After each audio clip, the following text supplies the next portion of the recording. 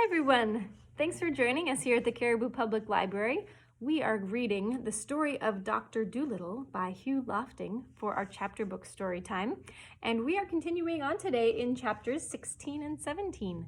So thanks for joining us, and let's go ahead and get started. Chapter 16 is called Tutu the Listener. Having thanked the sharks again for their kindness, the doctor and his pet set off once more on their journey home in the swift ship with the 3 red sails. As they moved out into the open sea, the animals all went downstairs to see what their new boat was like inside, while the doctor leaned on the rail at the back of the ship with a pipe in his mouth, watching the Canary Islands fade away in the blue dusk of the evening. While he was standing there, wondering how the monkeys were getting on and what his garden would look like when he got back to Puddleby, Dab-Dab came tumbling up the stairs, all smiles and full of news. "Doctor," she cried, "this ship of the pirates is simply beautiful, absolutely. The beds downstairs are made of primrose silk, with hundreds of big pillows and cushions. There are thick, soft carpets on the floors. The dishes are made of silver, and there are all sorts of good things to eat and drink. Special things. The larder, well, it's just like a shop, that's all. You never saw anything like it in your life. Just think. They kept 5 different kinds of sardines, those men. Come and look. Oh, we found a little room down there with the door locked, and we are all crazy to get in and see what's inside. Chip says it must be where the pirates kept their treasure. But we can't open the door. Come down and see if you can let us in." So the doctor went downstairs, and he saw that it was indeed a beautiful ship. He found the animals gathered around a little door, all talking at once, trying to guess what was inside. What do you think's inside? The doctor turned the handle, but it wouldn't open. And they all started to hunt for the key. They looked under the mat, they looked under all the carpets, they looked in all the cupboards and the drawers and the lockers, in the big chests in the ship's dining room. They looked everywhere. While they were doing this, they discovered a lot of new and wonderful things that the pirates must have stolen from other ships. Cashmere shawls, as thin as a cobweb, embroidered with flowers of gold. Jars of fine tobacco from Jamaica, carved ivory boxes full of Russian tea, an old violin, and a string broken, and a picture on the back. A set of big chessmen carved out of coral and amber, a walking stick, which had a sword inside it when you pulled the handle, 6 wine glasses with turquoise and silver around the rims, and a lovely great sugar bowl made of mother of pearl. But nowhere in the whole boat could they find a key to fit that lock. So they all came back to the door, and Jip peered through the keyhole, but something had been stood against the wall on the inside, and so he could see nothing. Here they are, standing in front of the door. While they were standing around wondering what they should do, the owl, Tutu, suddenly said, "Shh, listen. I do believe there's someone in there." They all kept still a moment. Then the doctor said, "You must be mistaken, Tutu. I don't hear anything." "I'm sure of it," said the owl. "Shh, there it is again. Don't you hear that?" "No, I do not," said the doctor. "What kind of a sound is it?" "I hear the noise of someone putting his hand in his pocket," said the owl. "But that makes hardly any sound at all," said the doctor. "You couldn't hear that out here." "Pardon me, but I can," said Tutu. "I tell you there's someone on the other side of that door, putting his hand in his pocket. Almost everything makes some noise, if your ears are only sharp enough to catch it. Bats can hear a mole walking in his tunnel under the earth. They think they're good hearers, but we owls can tell you, using only one ear, the color of a kitten from the way it winks in the dark." "Well, well," said the doctor, "you surprise me. That's very interesting. Listen again and tell me, what's he doing now?" "I'm not sure yet," said Tutu. "If it's a man at all, maybe it's a woman. Lift me up and let me listen at the keyhole, and I'll soon tell you." So the doctor lifted up the owl, held him close to the lock of the door. After a moment, Tutu said, "Now he's rubbing his face with his left hand. It is a small hand and a small face. It might be a woman. No, now he pushes his hair back with his forehead, or off of his forehead. It's a man, all right."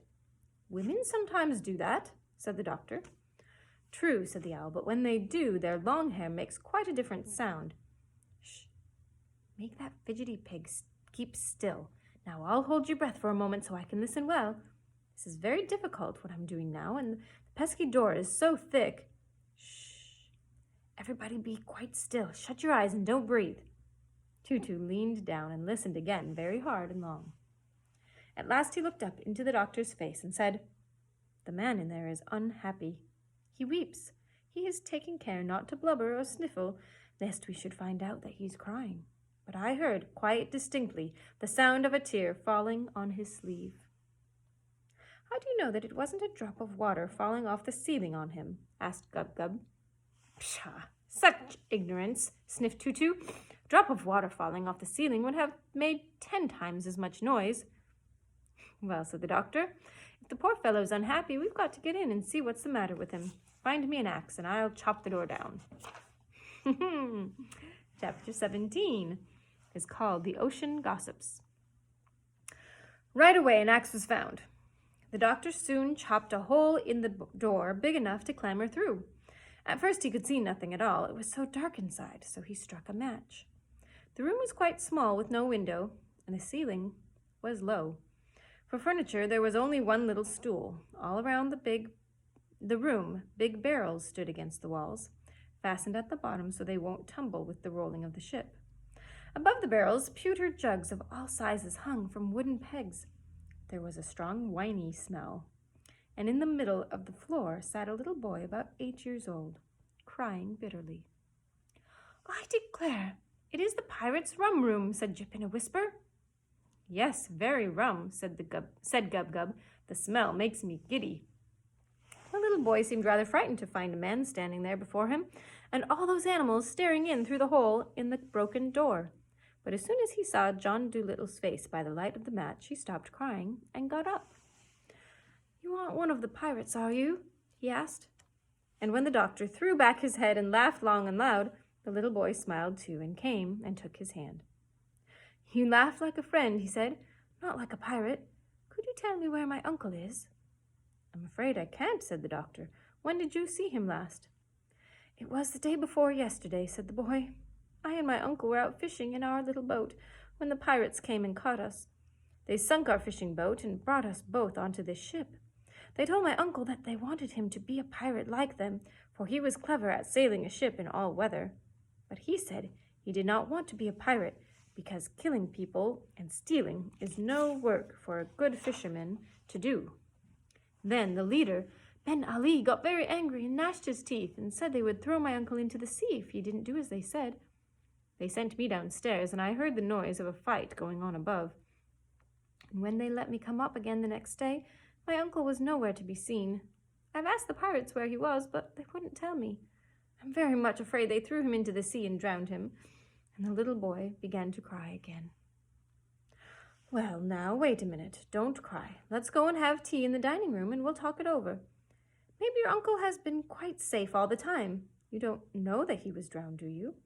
That's something. Perhaps we can find him for you. First, let's go and have tea with strawberry jam, and then we'll see what can be done." All the animals had been standing around listening with great curiosity. And when they had gone into the ship's dining room and were having tea, Dab-Dab came up behind the doctor's chair and whispered, "Ask the porpoises if the boy's uncle was drowned. They'll know." "All right," said the doctor, taking a second piece of bread and jam.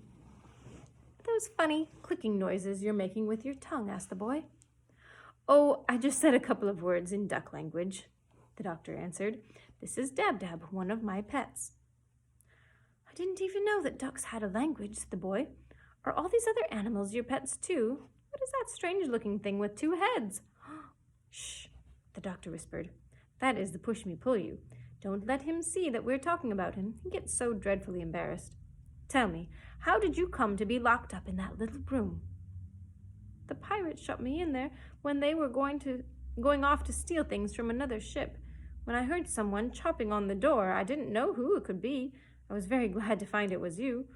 Do you think you'll be able to find my uncle for me?" "Well, we are going to try very hard," said the doctor. "Now, what was your uncle like to look at?" "He had red hair," said the boy, very red hair, and the picture of an anchor tattooed on his arm.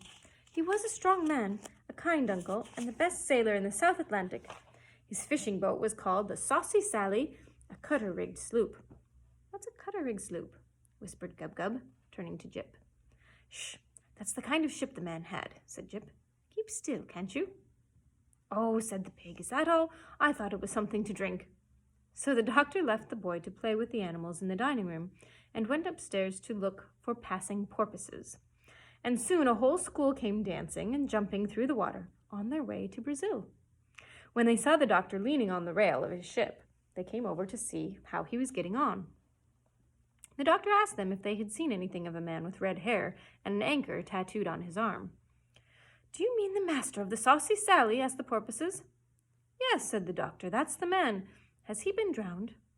His fishing sloop was sunk, said the porpoises, for we saw it lying at the bottom of the sea. But there was nobody inside it because we went and looked. His little nephew is on the ship with me here, said the doctor. He is terribly afraid that the pirates threw his uncle into the sea. Would you be so good as to find out for me, for sure, whether he has been drowned or not? Oh, he isn't drowned, said the porpoises. If he were, we would be sure to have heard of it from the deep-sea decapods. We hear all the saltwater news. The shellfish call us the ocean gossips. No, tell the boy, we are sorry we do not know where his uncle is, but we are quite certain he hasn't been drowned in the sea. So the doctor ran downstairs with the news and told the nephew, who clapped his hands with happiness. And the push-me-pull-you took the little boy on his back and gave him a ride around the dining-room table, while all the other animals followed behind, beating the dish covers with spoons and pretending that it was a parade. That's it for today, you guys. I hope you have a wonderful rest of your day, and we will see you next time with chapters 18 and 19. Bye.